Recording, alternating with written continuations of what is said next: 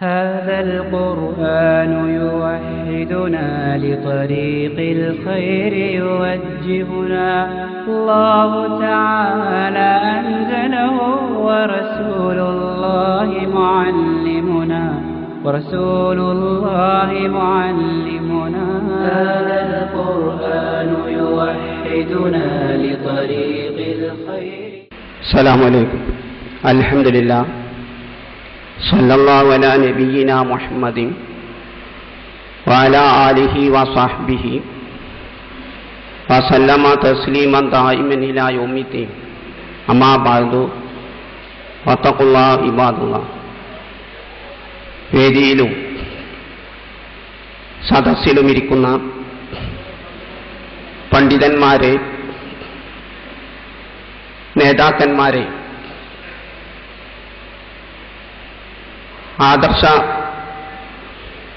ആദർശം വെച്ചു പുലർത്തുന്ന ആത്മാർത്ഥതയുള്ള ഇസ്ലാഹി പ്രവർത്തകന്മാരെ, സഹോദരന്മാരെ, സഹോദരിമാരെ, അന്ധവിശ്വാസങ്ങൾ, അനാചാരങ്ങൾ, അധാർമികത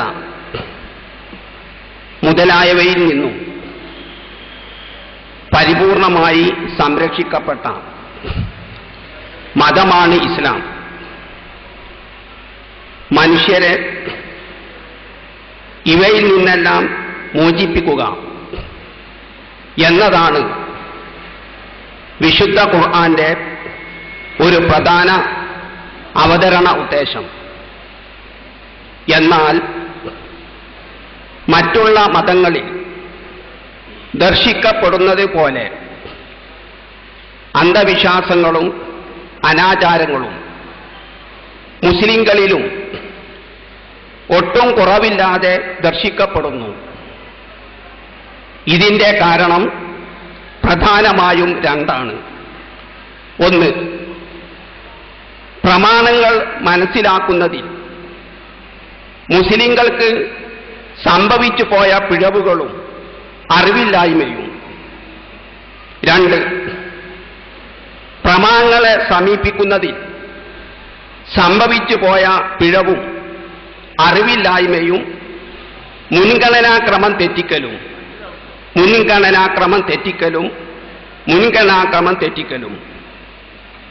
ഇസ്ലാമിന്റെ പ്രമാണങ്ങൾ ഏവ? വിശുദ്ധ ഖുർആന്, സ്വഹിയായ അഥവാ സ്ഥിരപ്പെട്ട ഹദീസുകൾ. ഇത് രണ്ടുമാണ് സ്വതന്ത്രമായ പ്രമാണം. സ്വതന്ത്രമല്ലാത്ത പ്രമാണങ്ങൾ: ഒന്ന്, ഖിയാസ്. ഇസ്ലാം സമ്പൂർണ്ണ മതമാണ്. മുഹമ്മദ് നബിക്ക് ശേഷം ഒരു പ്രവാചകൻ ഇനി നിയോഗിക്കപ്പെടുകയില്ല. ആകാശത്ത് നിന്ന് പ്രശ്നങ്ങൾക്ക് പരിഹാരമായി വഹി, ദിവ്യ സന്ദേശം ഇറക്കുകയുമില്ല. അതിനാൽ ആധുനിക പ്രശ്നങ്ങൾക്ക് വിശുദ്ധ ഖുർആനും സ്ഥിരപ്പെട്ട ഹദീസും തന്നെ വിധികൾ കണ്ടെത്തണം. ഉദാഹരണത്തിന്, പുകവലിക്കൽ അത് അനുവദനീയമാണോ നിഷിദ്ധമാണോ? കണ്ണ് ദാനം ചെയ്യൽ അനുവദനീയമാണോ നിഷിദ്ധമാണോ? ഗർഭപാത്രം വാടകക്കെടുക്കൽ അനുവദനീയമാണോ നിഷിദ്ധമാണോ? മനുഷ്യൻ ചന്ദ്രയിൽ പോയി താമസം തുടങ്ങിയാൽ എങ്ങനെ നമസ്കരിക്കണം, എങ്ങനെ നോമ്പനുഷ്ഠിക്കണം? ഇത്തരം പ്രശ്നങ്ങൾക്ക് വിശുദ്ധ ഖുർആനും സ്ഥിരപ്പെട്ട നബിന്റെ ചര്യയെ മുന്നിൽ വെച്ച് ഗവേഷണം ചെയ്യുക, ഇജ്തിഹാദ് ചെയ്യുക. അതിനാണ് ഖിയാസ് എന്ന് പറയുന്നത്. ഇമാം ഷാഫി റഹിമഹുല്ലാഹ് പറഞ്ഞു, അൽ ഇജ്തിഹാദു വൽ ഖിയാസു. ഗവേഷണത്തിനാണ് ഖിയാസ് എന്ന് പറയുന്നത്. ഹുമാ ഇസ്മാനി ലിമാന വാഹിദി. രണ്ടും ഒരേ ആശയത്തിലുള്ള രണ്ട് പദങ്ങൾ മാത്രം. ഖിയാസ്, ഇജ്തിഹാദ് ഒന്ന് തന്നെ. ഇമാം ഷാഫിന്റെ റിസാല 477 പേജ്. അടുത്തത് ഇജ്മാ. അതായത് ഈ ഗവേഷണത്തിൽ മുസ്ലിം പണ്ഡിതന്മാർക്ക് ഏകാഭിപ്രായമുണ്ടായാൽ അതിന് ഇജ്മാ എന്നും പറയുന്നു. അതായത് ഇന്ന് 5 ലക്ഷം പണ്ഡിതന്മാരുണ്ട് മുസ്ലിം ലോകത്ത്. ആ 5 ലക്ഷം പണ്ഡിതന്മാരും പറഞ്ഞ് പുകവലി നിഷിദ്ധമാണ് എങ്കിൽ അതിനാണ് ഇജ്മാ എന്ന് പറയുക. അല്ലെ 5 ലക്ഷം പണ്ഡിതന്മാർ പറഞ്ഞ് കണ്ണ് ദാനം ചെയ്യൽ അനുവദനീയമാണ് എന്ന് എങ്കിൽ അതിനാണ് ഇജ്മാ എന്ന് പറയുന്നത്. പള്ളി ദർസിൽ ഏറ്റവും സ്വീകാര്യമായ ജമുൽ ജവാമി എന്ന കിതാബിൽ പറയുകയാണ്, ഇത്തിഫാഖു മുജ്തഹിദി ഉമ്മത്തി മുഹമ്മദിൻ ബഅദ വഫാത്തിഹി ഫി അസ്രി മിനൽ ആസാരി അല അംരി മിൻ ഉമൂരി ദീനി. ഇജ്മാ എന്ന് പറഞ്ഞാൽ മുഹമ്മദ് നബിന്റെ മരണശേഷം ഏതെങ്കിലും നൂറ്റാണ്ടിൽ ആധുനിക പ്രശ്നങ്ങളിൽ മുസ്ലിം പണ്ഡിതന്മാർ മുഴുവനും അഭിപ്രായം പറയുക, അതിനാണ് ഇജ്മാ എന്ന് പറയുന്നത്. എങ്കിലും സ്നേഹിതന്മാരെ, ഇസ്ലാമിന്റെ സ്വഭാവം ഈ 5 ലക്ഷം പണ്ഡിതന്മാരും പുകവലി ഹറാമാണെന്ന് പറയുകയാണെങ്കിൽ, കണ്ണ് ദാനം ചെയ്യൽ പുണ്യകർമ്മ പറയുകയാണെങ്കിൽ അതിനവർക്ക് രേഖ വേണം, തെളിവ് വേണം. ഖുർആനിൽ നിന്നോ സുന്നത്തിൽ നിന്നുള്ള രേഖകൾ, തെളിവിന്റെ ആവശ്യമുണ്ട്. 5 ലക്ഷം പണ്ഡിതന്മാർ ഏകോപിച്ച് പുകവലി ഹറാമാണെന്ന് പറഞ്ഞാൽ ഈ മുസ്ലിം സമുദായത്തിലെ കുട്ടിക്ക് വരെ ഈ 5 ലക്ഷം പണ്ഡിതന്മാരോട് ചോദിക്കാം അതിനുള്ള തെളിവെന്താണ് എന്ന്. അത് പള്ളി ദർസിന് സ്വീകാര്യമായ ജമുൽ ജവാമി എന്ന കിതാബിൽ തന്നെ പറയുന്നു, വലാ ബുദ്ദ ലഹു, ഇജ്മാ അംഗീകരിക്കണമെങ്കിൽ നിർബന്ധമാണ് മിൻ മുസ്തനദിൻ, എന്തെങ്കിലും അവലംബം, പരിശുദ്ധ ഖുർആനിന്നോ തിരുസുന്നത്തുന്നോ എന്തെങ്കിലും അവലംബം വേണം. വഹുവ സഹീഹു, അതാണ് സ്ഥിരപ്പെട്ട അഭിപ്രായം. കാരണം ഫൈനൽ ഖൗല ഫിദ്ദീനി, ഇസ്ലാം ക്രിസ്തു മതം പോലെയല്ല, അച്ഛന്മാര് മുഴുവൻ കൂടി തീരുമാനിച്ചാൽ അത് പ്രമാണമായി തെളിവായി. എന്നാൽ ഇസ്ലാം അങ്ങനെയല്ല. മതത്തിൽ വ്യക്തിയാവട്ടെ സമൂഹമാവട്ടെ തെളിവില്ലാതെ എന്തെങ്കിലും പറയല്, ബിലാ മുസ്തനദിൻ, തെളിവില്ലാതെ പറയല് ഖതഉൻ, അത് പിഴവാണ്. ജമുൽ ജമാവി 195. ചില ഉദാഹരണത്തിലൂടെ വിശദീകരിക്കാം. അതായത് കണ്ണ് ദാനം ചെയ്യൽ, അത് ഇസ്ലാം അനുവദിച്ച സംഗതിയാണെന്ന് ഇന്ന് 10 ലക്ഷം പണ്ഡിതന്മാരുണ്ടെന്ന് സങ്കല്പിക്കുക. ആ പണ്ഡിതന്മാർ പറഞ്ഞാൽ അവരതിന് രേഖ കാണിക്കണം, സൂചനയെങ്കിലും. അപ്പോൾ അവർ സൂചന ഉദ്ധരിക്കണം. അല്ലാഹു പറഞ്ഞു, വല്ലദീ ഖലഖലകും മാ ഫിൽ അർളി ജമീഅ, ഭൂമിയിലുള്ളത് എല്ലാം നിങ്ങൾക്ക് വേണ്ടി സൃഷ്ടിച്ചതാണ്. എല്ലാ വസ്തുക്കളും നമുക്ക് വേണ്ടി സൃഷ്ടിച്ചതാണ്. ഒരു വസ്തു പാടില്ല എന്ന് പറയുന്ന തെളിവ് കൊണ്ടുവരണം. ഉദാഹരണത്തിന് പറയണമെങ്കിൽ സംഗീതോപകരണം പിശാച് പടച്ചതുമൊന്നുമല്ല, പടച്ചോൻ സൃഷ്ടിച്ച ഉപകരണങ്ങളാണ്. അപ്പൊ അത് ഇസ്ലാമിൽ നിഷിദ്ധമാണെന്ന് പറയുന്നവൻ തെളിവ് കൊണ്ടുവരണം. അതുപോലെ തന്നെ വിജ്ഞാന ശാഖകൾ, എല്ലാ വിജ്ഞാന ശാഖകളും മനുഷ്യന് വേണ്ടിയുള്ളതാണ്. കണ്ണ് മാറ്റിവെക്കാനും ഗർഭപാത്രം കടമെടുക്കാനൊക്കെ ഉള്ളൊരു വിജ്ഞാന ശാഖകളാണ്. അത് തെറ്റാണ്, പാടില്ല എന്ന് പറയുന്നതിന് തെളിവ് കൊണ്ടുവരണം. അപ്പോൾ വിശുദ്ധ ഖുർആനിൽ ഞങ്ങൾ കണ്ടത് 5 ലക്ഷം പണ്ഡിതന്മാർ പറയാണ് എല്ലാം മനുഷ്യന് വേണ്ടി സൃഷ്ടിച്ചതാണെന്ന ആയത്ത് ഞങ്ങൾ കണ്ട്. ആ ആയത്തിന്റെ സൂചന പ്രകാരമാണ് ഞങ്ങൾ കണ്ണ് ദാനം ചെയ്യൽ അനുവദനീയമാണെന്ന് പറഞ്ഞത്. അല്ലെ പുകവലി ഹറാമാണെന്ന് പറഞ്ഞു 5 ലക്ഷം പണ്ഡിതന്മാർ ഏകോപിച്ച് പറഞ്ഞു, മുസ്ലിം ലോകത്തുള്ള മുഴുവൻ പണ്ഡിതന്മാരും. എങ്കിൽ വരെ ഈ സമൂഹത്തിലെ കുട്ടിക്ക് വരെ ചോദിക്കാം, എന്തിന്റെ അടിസ്ഥാനത്തിലാണ് നിങ്ങൾ അങ്ങനെ പുകവലി ഹറാമാന്ന് പറഞ്ഞത്? അപ്പോൾ അവർ പറയണം, നബി സ്വല്ലല്ലാഹു അലൈഹി വസല്ലം വകുല്ലു മുസ്കിരിൻ ഹറാമും വകുല്ലു മുഫ്തിരിൻ ഹറാമും, എല്ലാ ലഹരി ഉണ്ടാക്കുന്നത് നിഷിദ്ധമാണ്, ശരീരത്തിന് തളർച്ച ഉണ്ടാക്കുന്നത് നിഷിദ്ധമാണ്. അബൂദാവൂദ്. ഈ ഹദീസിന്റെ അടിസ്ഥാനത്തിലാണ് ഞങ്ങൾ പുകവലി ഹറാമാണെന്ന് അവർ പറയണം. അപ്പോൾ ഇജ്മാ കൊണ്ട് കിട്ടുന്ന ഗുണം എന്താണ്? ഖുർആന്റെ സുന്നത്തിന്റെ സൂചനയിലാണ്. ഏകാഭിപ്രായം ഉണ്ടെങ്കിൽ പിഴവ് പറ്റാനും തെറ്റുപറ്റാനുള്ള സാധ്യത ഇല്ലാതെയായി. ഹദീസിലാണ് ഏകാഭിപ്രായം ഉണ്ടായതെങ്കിൽ, നബിന്റെ ഹദീസിലാണ് ഏകാഭിപ്രായം ഉണ്ടായതെങ്കിൽ ആ ഹദീസ് ദുർബലമാവാനുള്ള സാധ്യതയും ഇല്ലാതായി. അപ്പോൾ ഇജ്മാ എന്ന് പറഞ്ഞാൽ ഖുർആന്റെ സൂചനയിലുള്ള, നബിന്റെ ഹദീസിന്റെ സൂചനയിലുള്ള ഇത്തിഫാക്ക്, ഏകാഭിപ്രായം, അല്ലെ നബിചര്യയുള്ള ഏകാഭിപ്രായം. അതുകൊണ്ടാണ് പ്രഗത്ഭ പണ്ഡിതനായ ഹാഫിദ് ഇബ്നു ഹസം ഇജ്മാഇന് നിർവചനം പറയുന്നത് സുന്നത്തിന്റെ ഐക്യരൂപം എന്നാണ്. ഇനി ഇജ്മാ ഉണ്ടായിട്ടുണ്ടോ? അതിൽ മുസ്ലിം പണ്ഡിതന്മാർക്ക് തർക്കമാണ്. ഇമാം അഹ്മദ് ഇബ്നു ഹംബൽ റളിയല്ലാഹു പറഞ്ഞു, മനിദ്ദഅൽ ഇജ്മാ ഫഖദ് കദബ. ഏതെങ്കിലും വിഷയത്തിൽ ഇജ്മാ ഉണ്ടെന്ന് പറയുന്നവൻ കളവ് പറയാണ്. കാരണം എങ്ങനെയാണ് ഈ 5 ലക്ഷം പണ്ഡിതന്മാരെ ഏകോപിക്കുക? ഇനി പണ്ഡിതനാണെന്ന് ആരാണ് തീരുമാനിക്കുക? എന്നെ ഒരു കാലത്ത് പണ്ഡിതനാണെന്ന് പറഞ്ഞവര് ഇന്നെന്നെ പണ്ഡിതനാണെന്ന് അംഗീകരിക്കുന്നുണ്ടോ? അപ്പോൾ അഹ്മദ് ബിൻ ഹംബൽ പറഞ്ഞ് ഇജ്മാ ഉണ്ട് എന്ന് പറഞ്ഞാൽ വല്ലവനും പറഞ്ഞു പോയാൽ അത് കളവുമാണ്. പക്ഷെ ഉണ്ടായാലോ അത് തെളിവാണെന്ന് മാത്രം. ഇനി പ്രമാണങ്ങളുടെ സമീപന രീതി. ഇസ്ലാമിന്റെ 1-ാം പ്രമാണം വിശുദ്ധ ഖുർആൻ, 2-ാം പ്രമാണം സ്ഥിരപ്പെട്ട ഹദീസ്, 3-ാം പ്രമാണം ഇജ്മാ, 4-ാമത്തെ പ്രമാണം ഖിയാസ് അഥവാ ഇജ്തിഹാദ്. ഈ മുൻഗണനാക്രമം തെറ്റിച്ചതാണ്. അന്ധവിശ്വാസങ്ങളും അനാചാരങ്ങളും ഇസ്ലാമിൽ കടന്നുകൂടാനുള്ള പ്രധാന കാരണം. കേരളത്തിലെ യാഥാസ്ഥികന്മാരുടെ പ്രധാന സ്ഥാപനമായ പട്ടിക്കാട് ജാമിയ നൂരിയ, അവിടുത്തെ വിദ്യാർത്ഥികൾ പ്രസിദ്ധീകരിച്ച അൽ മുനീർ 5-ാം വാർഷിക പതിപ്പിൽ എഴുതുന്നു, ഖുർആനിനേക്കാളും മുൻഗണന നൽകേണ്ടത് ഇജ്മാഇനാണ്. കാരണം അതിൽ ഇജ്മാഇൽ നഫ്സിനോ ദുർബലപ്പെടുത്തൽ പിഴവിനോ അവകാശമില്ല. ഖുർആനിൽ അത് സംഭവിച്ചിട്ടുണ്ട്.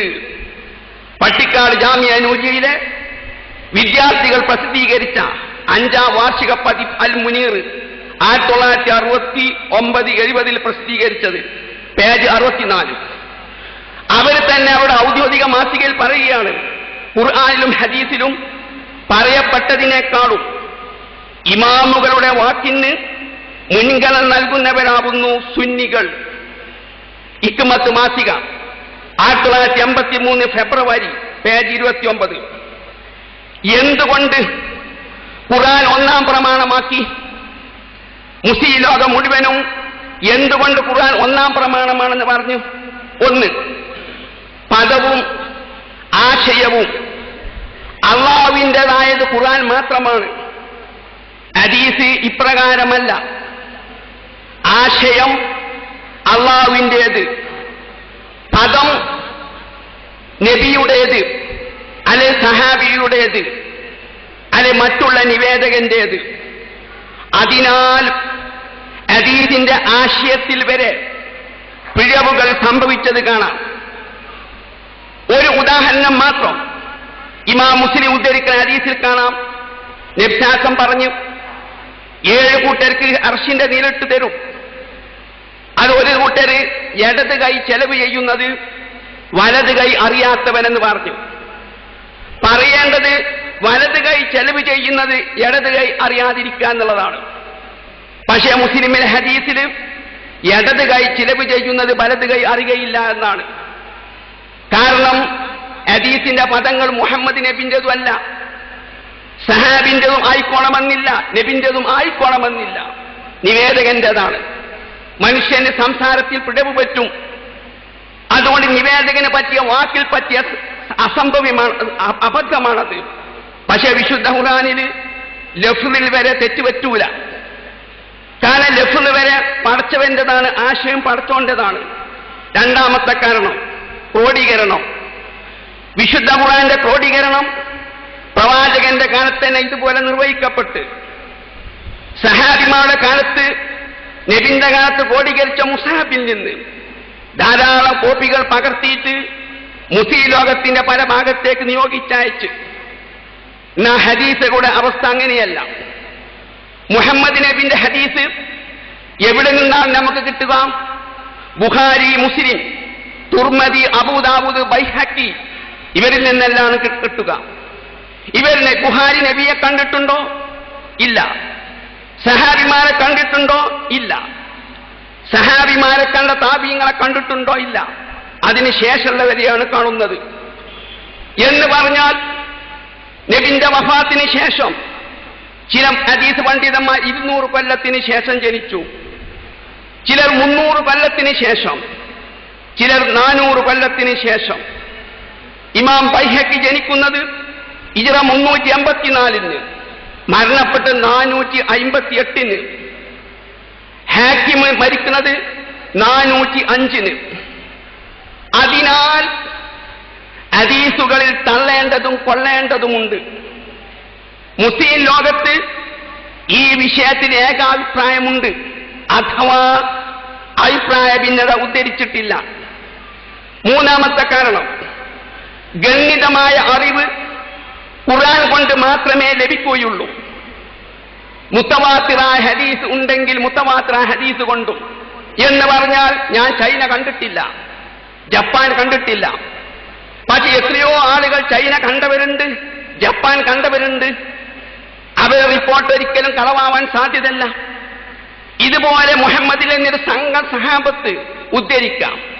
അങ്ങനെ മുത്തവാത്തിറ ഹദീസ് ഉണ്ടെങ്കിൽ അതുകൊണ്ടും ഗണ്യതമായ അറിവ് ലഭിക്കുകയുള്ളൂ.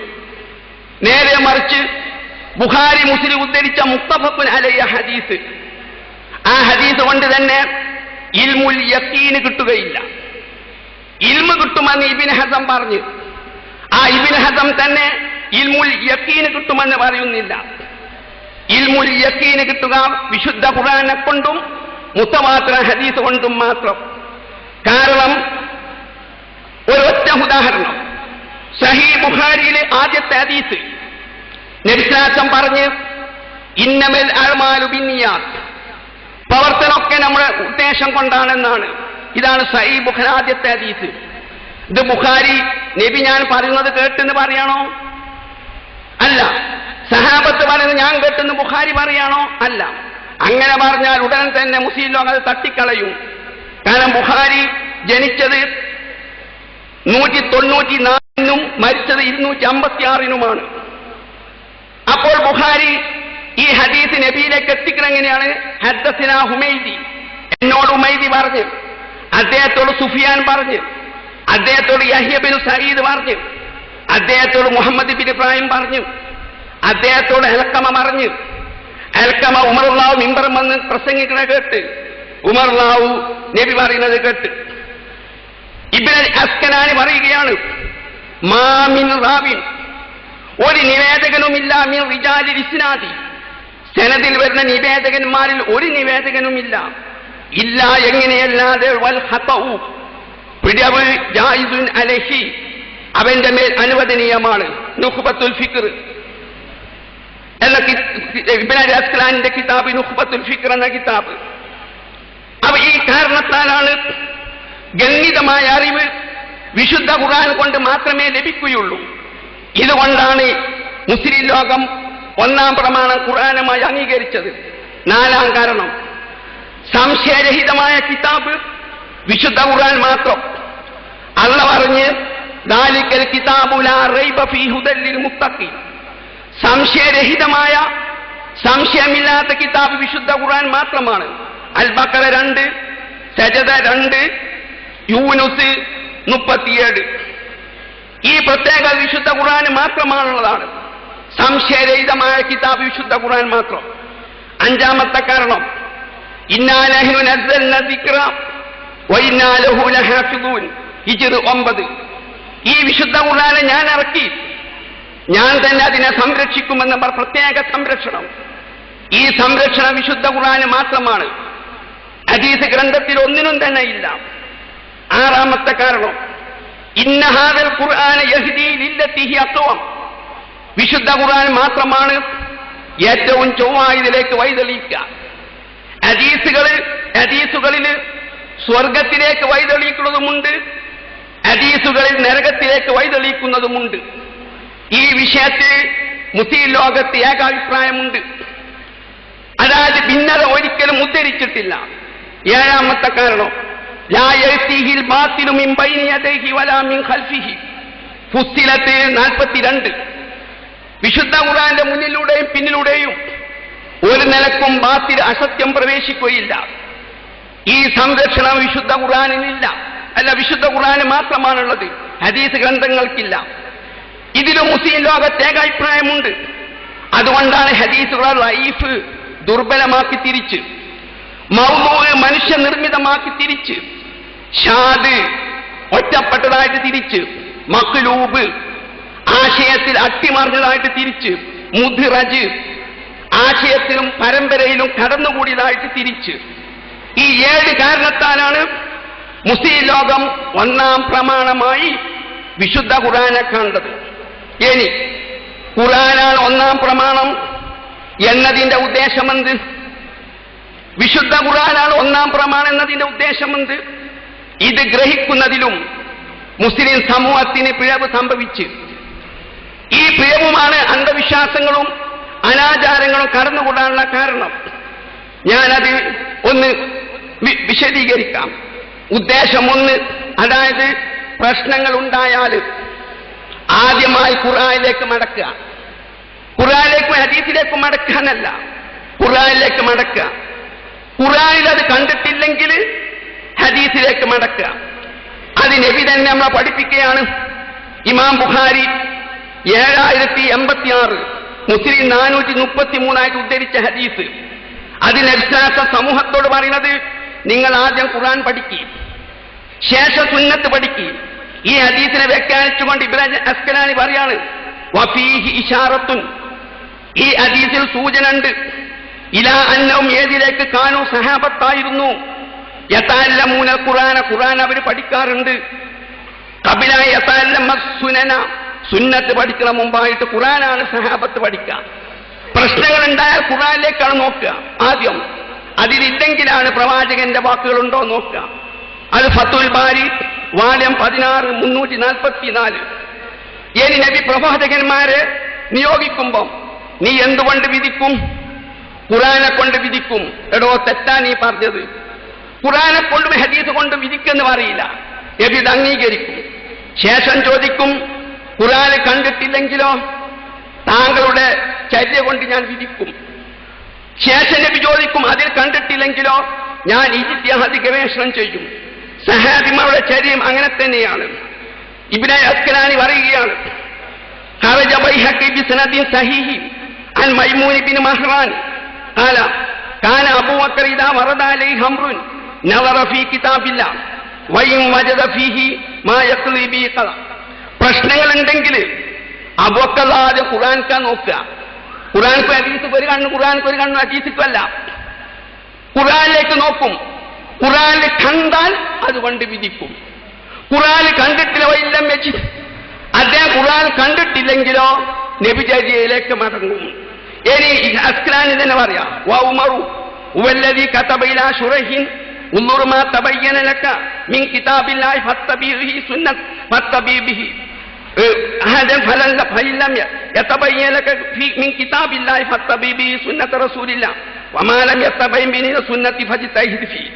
ഉമല്ലാഹു ശുറൈ പോലെയുള്ള ഇമാമിങ്ങൾക്ക് അയച്ചു, പ്രശ്നങ്ങൾ ഉണ്ടായാൽ ഖുർആനെ കൊണ്ട് വിധിക്കണം. ഖുർആന് പ്രശ്നപരിഹാരം കണ്ടിട്ടില്ലെങ്കിൽ ഹദീസിലേക്ക് മടങ്ങണം. ഹദീസിലേക്ക് കണ്ടിട്ടില്ലെങ്കിൽ നീ ഗവേഷണം ചെയ്തോ, ഇജ്തിഹാദ് ചെയ്തോ. വഖറജ ഇബ്നു അബീ ശൈബ സനദിൻ സഈൻ അൻ ഇബ്നു മസ്ഊദ് ഹദീസ് ഉമർ. പ്രഗൽഭ ഖുർആൻ പണ്ഡിത ഇബ്നു മസ്ഊദ്, അദ്ദേഹത്തിന്റെ സ്വഭാവം പ്രശ്നം ഉണ്ടായാൽ ഖുർആനിലേക്ക് നോക്കും. ഖുർആൻ കണ്ടിട്ടില്ലെങ്കിൽ സുന്നത്ത് നോക്കും. ശേഷം ഗവേഷണം ചെയ്യും. ആദ്യകാലത്തെ മുജാഹിദ് പണ്ഡിതന്മാര് ഈ രീതിയായിരുന്നു സ്വീകരിച്ചു പോന്നിരുന്നത്. വിശദീകരിക്കുന്നില്ല. അതുകൊണ്ടാണ് ഇമാം ബുഖാരി മുസ്ലിമിൽ ഈസാ നബി അലൈഹി സ്വലാം അവസാനം ഇറങ്ങി വരുമെന്ന് ധാരാളം ഹദീസ് ഉണ്ടായിട്ടും ആദ്യകാലത്തെ പ്രഗൽഭ പണ്ഡിതന്മാരെ മുജാഹിദുകൾ അൽമനാറിൽ വരെ ആദ്യകാലത്ത് എഴുതി ഈസാ നബി മരിച്ചു എന്നും വിശ്വസിക്കാം, വരൂല എന്നും വിശ്വസിക്കാം, യാതൊരു തെറ്റുമില്ല എന്നുള്ളത്. കാരണം സൂറത്ത് മാഇദന്റെ ആയത്തിന് എതിരാവോ എന്നുള്ളത് അവർ ഭയപ്പെട്ടതാണ്, ഹദീസ് നിഷേധികളായതുകൊണ്ടല്ല. ചില ഉദാഹരണത്തിലുള്ളത് വിശദീകരിക്കാം. പ്രാർത്ഥനയും ആരാധനയും രണ്ടാണോ?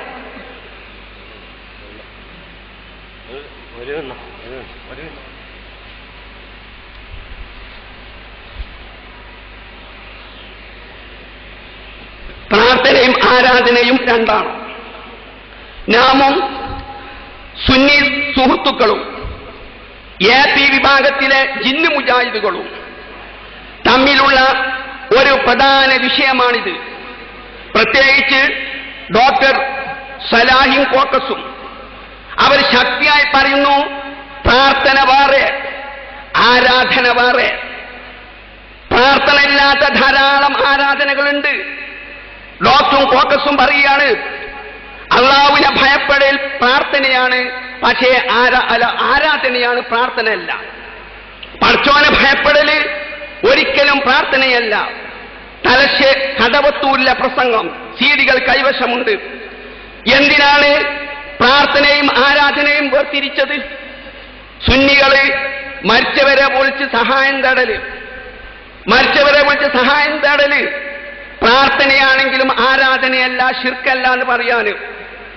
ഇവരോ ജിന്നിനെയും പിശാചുക്കളെയും ആരാധിച്ചാലും ഉപകാരം ചെയ്യും, പൂജിച്ചാലും ഉപകാരം ചെയ്യും, സഹായം തേടിയാലും ഉപകാരം ചെയ്യും. സായിബാബക്ക് ജർമ്മനിയിലെ മരുന്നൊക്കെ നിമിഷ നേരം കൊണ്ട് കൊണ്ടുപോയി കൊടുക്കുന്നത് പിശാച്ചാണ്. നിമിഷ നേരം കൊണ്ട് HMT വാച്ച് പിശാച്ച് കൊണ്ടുവന്ന് തരും. പക്ഷെ പ്രാർത്ഥിച്ചാൽ എന്ത് ചെയ്യൂല? ഉപകാരം ചെയ്യൂല. ഇങ്ങനെ വേർതിരിക്കാനാണ് പ്രശ്നം. നമുക്ക് ഖുർആനിൽ വിട്ടോക്കാം. അല്ലാഹു പറഞ്ഞു, വഖാല റബ്ബുക്കും ഉദൂനി അസ്തജിബ് ലക്കും ഇന്നല്ലദീന യസ്തക്ബിറൂന അൻ ഇബാദതി സയദ്ഖൂലന ജഹന്നമ ദാഖിരീൻ.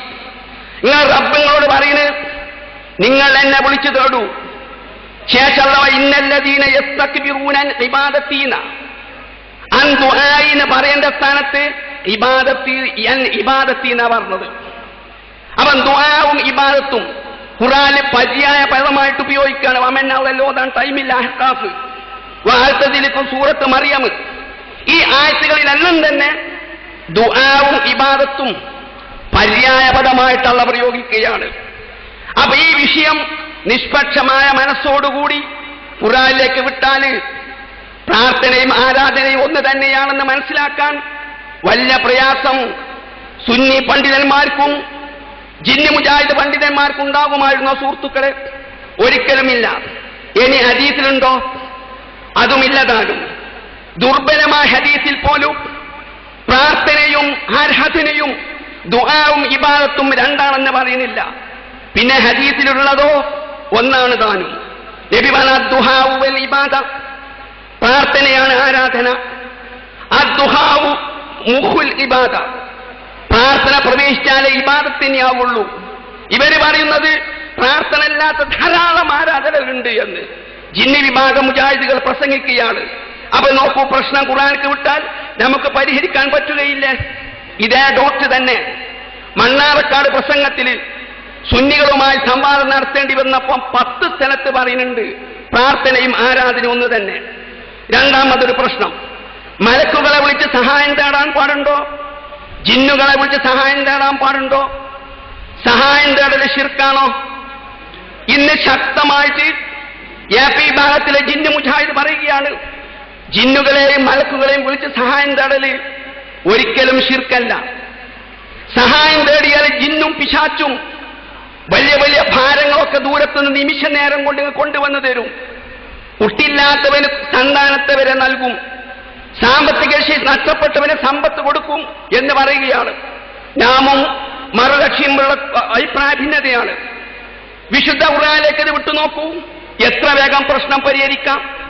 ഇൻ തദഊഹും ലാ യസ്മഉ ദുആഅക്കും വലൗ സമീഉ മസ്തജാബു ലക്കും വയൗമൽ ഖിയാമത്തി യക്ഫുറൂന ബിശിർകിക്കും ഫലാ യുനബ്ബിയുക മിസ്ലു ഖബീർ. നിങ്ങൾ അവരെ വിളിച്ച് തേടിയാൽ തേട്ടം കേൾക്കൂല, കേട്ടാൽ തന്നെ ഉപകാരം ചെയ്യൂല.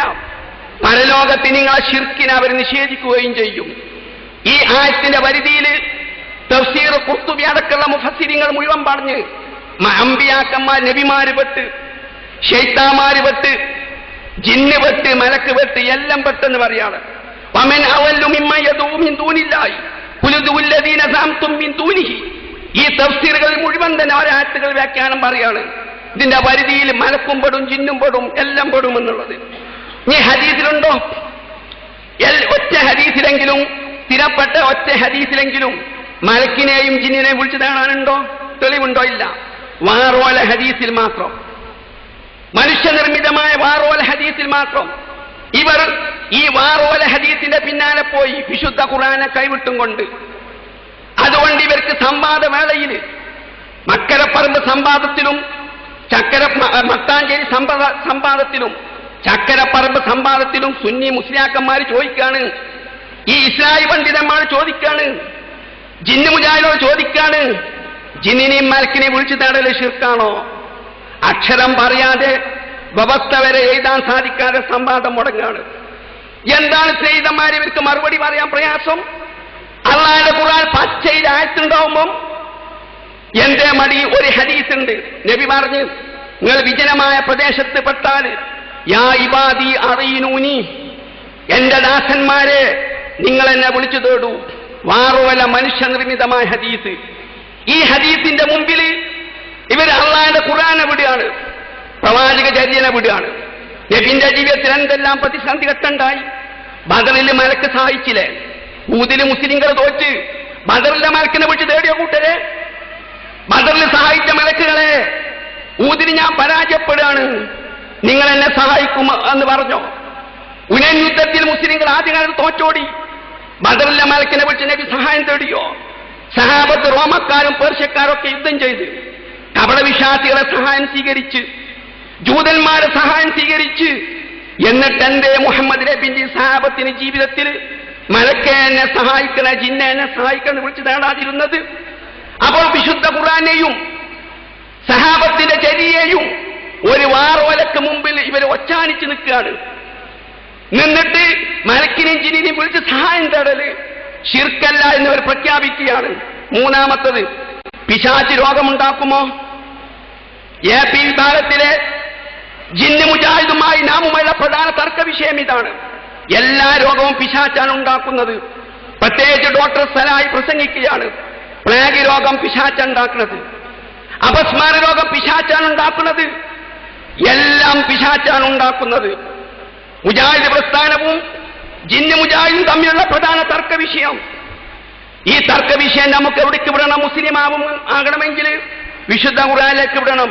അല്ലാഹു പറഞ്ഞു, ഇന്നല്ലദീന തഖൗ ഇദാ മസ്സഹും തായിഫും മിനശ് ശൈത്താനി തദക്കറൂൻ ഫൈദാഹും മുബ്സിറൂൻ. പിശാചിന്റെ എന്ത് ബാധയാവട്ടെ, വിശ്വാസിയെ ബാധിച്ചു കഴിഞ്ഞാൽ പടച്ചോൻ എന്നുള്ള ചിന്ത ഉണ്ടായാൽ മതി. ഓന്റെ മുമ്പ് അള്ളാഹിനെ ഓർക്കണമെന്ന് പറഞ്ഞാൽ മതി, എന്നാ പിന്മാറുമെന്ന് പറഞ്ഞു. ഇബ്നു കസീർ റഹിമഹുല്ലാഹ് അർത്ഥം കൊടുക്കണം മുബ്സിറൂൻ എന്ന് പറഞ്ഞ ഐ ഇസ്തഖാമു വസഹൗ മിമ്മാ കാനൂ ഫീഹി.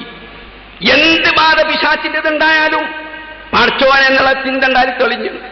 അപ്പൊ അപസ്മാര രോഗം ഇവർ പറയുന്ന മാതിരി പിശാച്ചുണ്ടാക്കുകയാണെങ്കിൽ ആ അപസ്മാ രോഗിന്റെ മുമ്പിൽ അള്ളാഹ് എന്ന് പറഞ്ഞാൽ എന്നേക്കും രോഗം മാറണം. മാനസിക രോഗം പിശാച്ചാണ് ഉണ്ടാക്കുന്നതെങ്കിൽ അള്ളാഹ് എന്ന് പറഞ്ഞാൽ മാനസിക രോഗം മാറണം. മാറുന്നുണ്ടോ? ഇല്ല, പിശാച്ചുണ്ടാക്കിയതല്ല. ഇനിയോ അള്ളാഹ് പറയും, ഇന്ന ഇബാദി ലൈസ ലക അലൈഹിം സുൽത്താനും വകഫാ ബിറബ്ബിക വകീല. പടച്ചതമ്പുരാൻ പിശാച്ചിനോട് പറയാണ്, പിശാച്ചേ, നിന്റെ എന്ത് ശക്തികളുണ്ടോ ആ ശക്തികളിൽ നിന്നൊക്കെ തന്നെ എന്റെ ദാസന്മാരെ ഞാൻ സംരക്ഷിക്കും. ജലാലിനി പറയാം, എന്റെ ദാസന്മാരെന്ന് പറഞ്ഞ മുഅ്മിനീന സത്യവിശ്വാസികൾ. സുൽത്താനില്ല എന്ന് പറഞ്ഞ തസല്ലുത്തും വഖുവ്വത്തും യാതൊരു ശക്തിയുമില്ല. വകഫാ ബിറബ്ബിക വകീലൻ ഹാഫിളൻ ലഹും മിൻക. ചെകുത്താനെ, അള്ളാഹ് പറയാ ചെകുത്താനോട്, നിന്റെ സർവ്വ കുതന്ത്രത്തിൽ നിന്നും ഞാൻ എന്റെ വിശ്വാസികളെ മുസ്ലിം സമൂഹത്തെ മുന്നിലിരിക്കുന്ന മുവഹിദീങ്ങളെ ഞാൻ സംരക്ഷിക്കും. എത്രത്തോളമെന്നാൽ പള്ളി ദർസിനെ വളരെയധികം ബഹുമാനിക്കുന്ന തഫ്സീർ സാവി പറയാണ്, അതായത് ബൽഹും മഹ്ഫൂദൂന മിൻക. പിശാച് വിശ്വാസികളുണ്ടല്ലോ, മുവഹിദീങ്ങളുണ്ടല്ലോ, അവർ നിന്നിൽ നിന്ന് സുരക്ഷിതമാക്കപ്പെട്ടവരാണ്. ഇന്ന ശൈത്താന, പിശാച് വൈകാന ഖാദിറനൽ വസ്വസത്തി, നമ്മൾ ദുർമന്ത്രം ഉണ്ടാക്കാനുള്ള കഴിവാനുണ്ടെങ്കിലും ബി ഇഖ്താരില്ലായി, അള്ളാന്റെ വ്യവസ്ഥ കൊണ്ട് ഫല്ലാഹു അർഹമു ബി ഇബാദിഹി. പക്ഷെ ഇവന്മാര് പറയുന്നതല്ല, പടച്ചോൻ ഈ ദാസന്മാരുടെ മുമ്പിൽ മേലെ ഏറ്റവും കരുണുള്ളവനാണ്. വൗവ യദ്ഫഉ അൻഹു ഖൈദഹു വശർറഹു, അതുകൊണ്ട് പിശാചിന്റെ ശർറൊക്കെ താക്കും എന്ന് പറഞ്ഞാൽ ഇവര് പറയുന്നത് പിശാച് നമ്മുടെ കഠിന ശത്രുവാണ്. ആ ശത്രുവിന് രോഗം ഉണ്ടാക്കാനും അപസ്മാരം ഉണ്ടാക്കുന്ന കഴിവ് കൊടുത്തിരിക്കുന്ന അർഹമല്ല. തഫ്സീർ സുന്നികൾ ബഹുമാനിക്കുന്ന സാവിപ്പെന്നെ പറയാണ്, കൂട്ടനെ പടച്ചവന് അങ്ങേയറ്റ കൃപയുള്ളവനാണ് എന്റെ മുന്നിലിരിക്കുന്ന മുവഹിദീങ്ങളുടെ മേല്. അതുകൊണ്ട് അവന് എന്ത് കഴിവുണ്ടോ ആ കഴിവിൽ നിന്നൊക്കെ ഈ സമൂഹത്തെ പടച്ചവൻ എന്ത് ചെയ്യും? കാത്തു സൂക്ഷിക്കും. തഫ്സീർ സാബി 2:352 ദീർഘിപ്പിക്കണില്ല. ഇനി ഹദീസിലുണ്ടോ പിശാച് രോഗം ഉണ്ടാക്കുന്നുള്ളത്? വാറോലയിൽ ഇസ്ലാമിനെ ദുർബലമാക്കാൻ കെട്ടിണ്ടാക്കിയ വാറോലയിൽ മാത്രം. ഒരിക്കൽ പെണ്ണ് വന്ന് കുട്ടിക്ക് അപസ്മാരാണ് പറഞ്ഞു. അപ്പൊ നബി പറഞ്ഞു ഉഖ്റുജി അദുവല്ലാഹ് വഅന റസൂലുള്ളാഹ്, പുറത്ത് ഓടോ എന്ന് പറഞ്ഞ് ഞാൻ അള്ളാഹിന്റെ ദൂതനാണ് ആക്കി മുദ്രിച്ചത്. അബ്ദുൽ ജബ്ബാർ എന്ന മനുഷ്യന്റെ പരമ്പരയിലുണ്ട്. നുണ പറയുന്നവനാ, കളവ് പറയുന്നവന്. യൂനുസുബിന് ബുക്കൈറുണ്ട്, നുണ പറയുന്നവനാ. പിന്നെ നബിനോട് ഒരിക്കൽ ചോദിച്ച് പ്ലേഗ് രോഗം ആരുണ്ടാക്കുന്നതാണ്? നബി പറഞ്ഞു പോലും പ്ലേഗ് രോഗം ചെകുത്താൻ ഉണ്ടാക്കുന്നതാണ്. അഹമ്മദ് തൊബ്രാനി, അബുൽ ബൽജ് പെരുങ്കള്ളൻ, അബൂബക്കർ നഹ്ശരി പെരുങ്കള്ളൻ. പിന്നൊരു ഹദീസ് റജുലിൻ, ഏതൊരു മനുഷ്യനാണ് ഇബ്നു മസ്ഊദിൻ അനബി മസ്ഊദ് അസ്ദാരി. അപ്പൊ എന്തേ നിങ്ങൾ കണ്ടത്? വിശുദ്ധ ഖുർആൻ പച്ചയിൽ പറയാണ് പിശാചിന്റെ ദുർമന്ത്രണം വരെ അതുവരെ സത്യവിശ്വാസികൾ സ്വാധീനിക്കാൻ സാധ്യല്ല. എല്ലാ ഉപദ്രവത്തിൽ നിന്നും പഠിച്ചവൻ നമ്മെ രക്ഷപ്പെടുത്തുമെന്ന് പറയാണ്. അള്ളാഹുവിനെ ചിന്ത ഉണ്ടായി പിന്മാറുമെന്ന് പറയാണ്. എന്നിട്ടും ഇവർ പറയാണ് എല്ലാ രോഗവും പിശാചുണ്ടാക്കുകയാണ്. ഖുർആൻ എന്തിനു വേണ്ടി കൈവിട്ട്? എന്തിനു വേണ്ടി അള്ളാഹുവിന്റെ ഖുർആനെ കൈവിട്ട്? ഹദീസിന് വേണ്ടി. ഏത് ഹദീസിന് വേണ്ടിയും? വാറോല ഹദീസുകൾക്ക് വേണ്ടി മാത്രം സ്നേഹിതന്മാര്. ഇനി മറ്റൊരു വിഷയം, 4ാമത്തെ വിഷയം, വിഗ്രഹം പാല് കുടിച്ചെന്ന് പറയുന്ന സംഭവം ശരിയാണോ? വിഗ്രഹം ചോര ഒഴിക്കുക ശരിയാണോ? വിഗ്രഹം സംസാരിച്ചെന്ന് പറയുന്ന സംഭവം ശരിയാണോ? തർക്ക വിഷയം. ജിന്ന് മുജാഹിദ് ശക്തിയായിട്ട് വാദിക്കുകയാണ് എല്ലാം ശരിയാണ്. വിഗ്രഹം പാല് കുടിക്കും, വിഗ്രഹം സംസാരിക്കും, വിഗ്രഹം ചോര ഒഴിക്കും. ഈ സംഭവം ശരിയാണ്. ഏതാ പ്രസംഗിക്കുന്നത്? ജിന്ന് മുജാഹിദുകൾ. ജിന്ന് മുജാഹിദ് പ്രസംഗിക്കാണ്. പ്രത്യേകിച്ച് ഡോക്ടർ സലായി കടവത്തൂർ പ്രസംഗിക്കാണ്. എന്നിട്ട് ആ മനുഷ്യൻ പറയുന്നത് എന്താണെന്നറിയോ? അപ്പോൾ നിങ്ങൾ ചോദിക്കും, ഇബ്രാഹിം നബി അലൈഹി സ്വലാം വിഗ്രഹത്തെ മുറിച്ച് വലിയ വിഗ്രഹത്തെ മാത്രം നിർത്തി, നിങ്ങൾ ആ വിഗ്രഹത്തോട് ചോദിച്ചോ എന്ന് പറഞ്ഞു. പിശാച് വിഗ്രഹത്തമ്മ കയറി സംസാരിച്ചില്ല. അതിന് കാരണം എന്താ? സംസാരിക്കാത്തത് കൊണ്ട്, കഴിവില്ലാത്തതുകൊണ്ടല്ല. പിശാചിനപ്പം തോന്നിയില്ല പിശാചിനപ്പം. അതിന് കാരണം മടവൂലികൾ പിശാചോട് ഒന്ന് ചോദിച്ചോ? കടവത്തൂരി പണ്ഡിതൻ പ്രസംഗിക്കുക. സുഹൃത്തുക്കളെ, വിശുദ്ധ ഖുർആൻ 100 സ്ഥലത്ത് പറഞ്ഞതല്ലേ? ശതക്കണക്കിന് ആയത്തിന് പറഞ്ഞില്ലേ? വിഗ്രഹത്തിന് ഒന്നും ചെയ്യാൻ സാധ്യല്ല. ഓതാൻ ആയത്തിലെ സൂറത്ത് 5:73. എന്തെങ്കിലും തട്ടിയെടുത്താൽ വരെ, ഈച്ച തട്ടിയെടുത്താൽ വരെ അത് തിരിച്ചെടുക്കാൻ സാധ്യല്ല. വിശുദ്ധ ഖുർആന് വിഗ്രഹം സഹായിക്കൂല എന്ന് പറയുമ്പോൾ കേവലം കല്ലുകൊണ്ടുള്ള വിഗ്രഹമല്ല ഉദ്ദേശിക്കുന്നത്. അത് മുശ്രിക്കും ഉദ്ദേശിച്ചിട്ടില്ല. അതിനെ പ്രതിദാനം ചെയ്യുന്ന പിശാച് ചെകുത്താനാണെങ്കിൽ ചെകുത്താൻ, ആവഹിച്ച ചെകുത്താൻ.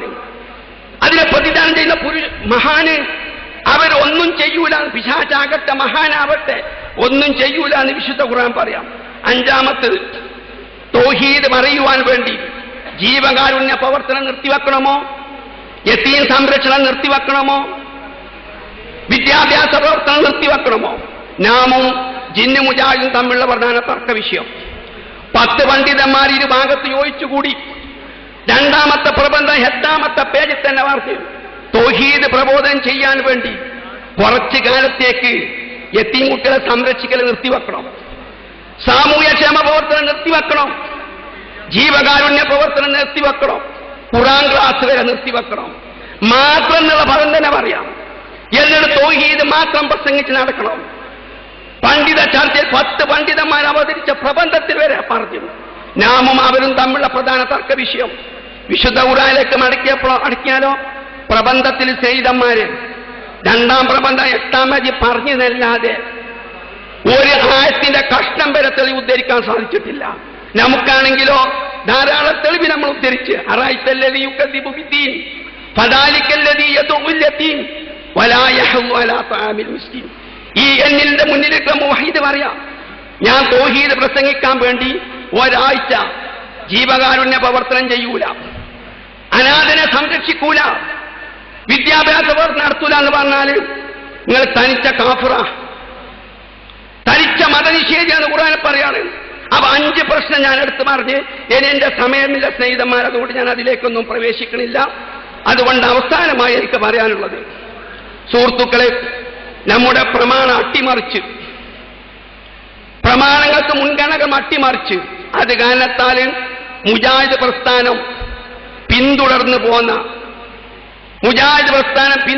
പോന്ന 308 വിഷയങ്ങളിൽ ഈ ജിന്ന് മുജാഹിദ് അട്ടിമറിച്ച്, അത് ഏതൊക്കെയാണ് എന്ന് ശരിക്ക് ആര് എവിടെ പറഞ്ഞ് എന്നൊക്കെ വിശദീകരിച്ചുകൊണ്ട് ഞാനൊരു ഗ്രന്ഥം എഴുതി പൂർത്തിയാക്കിയിട്ടുണ്ട്. ശരിക്ക് തെളിവ് ഉദ്ധരിച്ചിട്ടുണ്ട്. തെളിവ് മാത്രം ഉദ്ധരിക്കാതിരുന്നാൽ സുല്ലമി നുണ പറഞ്ഞതാന്ന് പറഞ്ഞിട്ട് സുല്ലമിന്റെ തിരഞ്ഞെടുക്കപ്പെട്ട നുണകള് ഇങ്ങനെ ഗ്രന്ഥം എഴുതി പൈസ ഉണ്ടാക്കും. പൈസ ഉണ്ടാകാതിരിക്കാൻ വേണ്ടി 308 വിഷയങ്ങളിലുള്ള വ്യത്യാസങ്ങൾ, അട്ടിമറികൾ പൂർത്തിയാക്കിയിട്ടുണ്ട്. പ്രസിദ്ധീകരിച്ചിട്ടില്ല. പ്രസിദ്ധീകരിക്കാൻ സാധിച്ചു കഴിഞ്ഞാൽ നിങ്ങളത് 308 വായിച്ചിട്ട് ആദർശം മനസ്സിലാക്കിയ മുജാഹിദുകളായി ജീവിക്കുക. ഇസ്ലാഹി പ്രസ്ഥാനത്തിന്റെ, മുജാഹിദ് പ്രസ്ഥാനത്തിന്റെ ഇന്നത്തെ ഏറ്റവും വലിയ ശത്രുക്കൾ സുന്നികളല്ല. സംഘടനപരമായും ആദർശപരമായും തൗഹീദ് പ്രസ്ഥാനത്തിന്റെ ഏറ്റവും കഠിന ശത്രുക്കൾ ജിന്ന് മുജാഹിദാണ്. അതുകൊണ്ട് നിങ്ങളൊരു പ്രസംഗം സംഘടിപ്പിക്കുകയാണ്. സുന്നികളെ മാത്രം വലാ യജ്രിമന്നകും ശനആനു ഖൗമിൻ അലാ അല്ലാ തഅദിലു ഈദിലു, ആ ആയത്ത് ഉൾക്കൊള്ളാൻ നമുക്ക് സാധിക്കൂല. സത്യവിശ്വാസികൾ, നിങ്ങൾ നീതിക്ക് കൂട്ടുനിൽക്കി, സ്വന്തം ശരീരത്തിനും സ്വന്തം മാതാപിതാക്കൾക്കെതിരായാലും ആ ആയത്ത് ജീവിതത്തിൽ പകർത്തിയവരാകില്ല. നമ്മുടെ ശബാബ് വാരിക, അൽമനാർ മാസികയിലൊക്കെ സുന്നികൾക്കുള്ള ലേഖനം, ശബാബ് വാരിക, അത്തൗഹീദിലൊക്കെ സുന്നികൾക്കുള്ള എതിരുള്ള ലേഖനം പ്രസിദ്ധീകരിക്കുക. AP മുജാഹിദുകൾ ജിന്ന് മുജാഹിദിനെതിരെ ലേഖനങ്ങൾ പ്രസിദ്ധീകരിക്കണില്ലെങ്കിൽ കൂട്ടരെ പടച്ചോന്മാർ നീതി പുലർത്താൻ സാധിച്ചോ? ഞാൻ ഈ സുന്നികളെ എതിർത്തും കൊണ്ട് ഞാൻ ശബാബയ്ക്ക് ലേഖനം കൊടുക്കുകയാണ്, പ്രസിദ്ധീകരിക്കുകയാണ്. ഈ ജിന്ന് മുജാഹിദിനെ എതിർത്ത് ലേഖനം വെക്കുകയാണെങ്കിൽ ഖുർആന്റെ ഈ ആദർശം നമുക്ക് ഉൾക്കൊള്ളാൻ സാധിച്ചോ? നമ്മുടെ പ്രസ്ഥാനത്തിന് സംഘടനാപരമായും ആദർശപരമായും ഈ കേസിന് സുന്നിയും വലിയ എവിടെയെങ്കിലും പ്രസംഗം, മുഹമ്മദ് നബിക്ക് 6 മാസം സിഹർ ബാധിച്ചു നട്ടം തിരിഞ്ഞ്, ആ ഹദീസ് നിഷേധിയാണ് എന്ന് പേരോട് എവിടെയും പ്രസംഗം കേട്ടിട്ടില്ല. ജിന്ന് മുജാഹിദ് സ്റ്റേജ് മുഴുവൻ സർവ്വ സ്റ്റേജിലും നമ്മെ ഹദീസ് നിഷേധിയാക്കുന്നത് എന്താണ്? മുഹമ്മദ് നബിക്ക് സിഹർ വലിച്ച് 6 മാസം നട്ടം തിരിഞ്ഞ ഹദീസ് ഉദ്ധരിക്കാത്തതുകൊണ്ട് നമ്മളെ ഹദീസ് നിഷേധിയാക്കി പ്രസംഗിച്ച് നടക്കുകയാണ്. അതുകൊണ്ട് ശരിക്ക് നമ്മുടെ പ്രസ്ഥാനമായി നിലകൊള്ളണമെങ്കിൽ പിളർന്ന് പരിശുദ്ധി നഷ്ടപ്പെട്ട് ആദർശം നഷ്ടപ്പെടണോ വേണ്ടാന്ന് വെക്കണമെങ്കിൽ നിങ്ങൾ ഈ ഭിന്നത എന്താണെന്ന് പഠിക്കണം. അങ്ങനെ യഥാർത്ഥ ധീര മുജാഹിദുകളായി ജീവിച്ച് മരിക്കാം. ചില മഹത്തായ ഭഗിനക്കെല്ലാം കാണിച്ചു. അത്തൗഹീദ് ദ്വൈമാസിക, ഇസ്ലാമിക വിഷയങ്ങളിൽ പണ്ഡിതോചിതമായ രചനകൾ, പഠന ഗവേഷണ രംഗത്ത് ഇസ്ലാമിനെ പരിചയപ്പെടുത്തുന്ന പ്രൗഢമായ പ്രതിപാദനങ്ങൾ, ആധുനിക വിഷയങ്ങളിൽ ലോക മുസ്ലിം പണ്ഡിതന്മാരുടെ അഭിപ്രായങ്ങളും മതവിധികളും. അത്തൗഹീദ് ദ്വൈമാസിക മലയാളത്തിലെ വേറിട്ട ഇസ്ലാമിക പ്രസിദ്ധീകരണം. Athouheed KNM office, Markaz Udawa, RM road, Kozhikode. വായനയുടെ ഇസ്ലാമിക മാനം, ശബാബ് വാരിക, ഉടവ കുടുംബമാസിക. ഇസ്ലാമിക വിഷയങ്ങളിൽ പ്രമാണബദ്ധമായ ലേഖനങ്ങൾ, കാലിക പ്രശ്നങ്ങളിൽ ശക്തമായ ഇടപെടലുകൾ, ചോദ്യോത്തര പങ്ക്തികൾ, തീവ്രവാദത്തിനും യാഥാസ്ഥിതികയ്ക്കും നവയാഥാസ്ഥിതികയ്ക്കുമെതിരെയുള്ള ചെറുത്തുനിൽപ്പ്. ശബാബ് വാരിക, ഉടവ കുടുംബമാസിക, മർക്കസ് ഉദവ, RM റോഡ്, കാലിക്കറ്റ്. القرآن يوحدنا لطريق